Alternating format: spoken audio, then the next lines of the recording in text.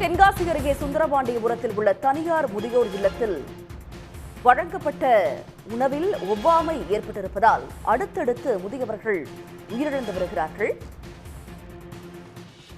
இது பற்றிய கூடுதல் தகவல்களை தருவதற்காக செய்தியாளர் தேவராஜன் இணைகிறார். தேவராஜன், விவரங்கள்.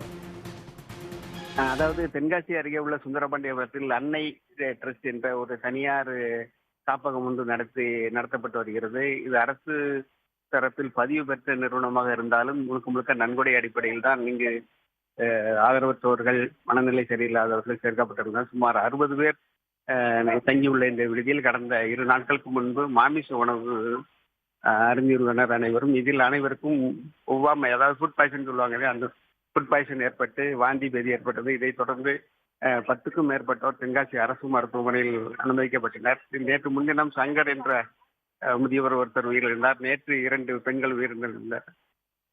இன்று காலை தனலட்சுமி என்ற 70 வயது மூதாட்டி ஒருவர் உயிரிழந்திருக்கிறார். இதையடுத்து பலி எண்ணிக்கை 4ஆக உயர்ந்திருக்கிறது.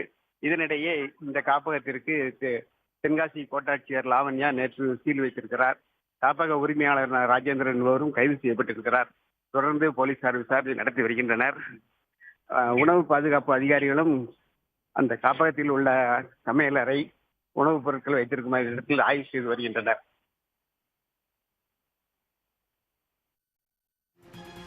உங்களுடைய விவரங்களுக்கு நன்றி தேவராஜன்.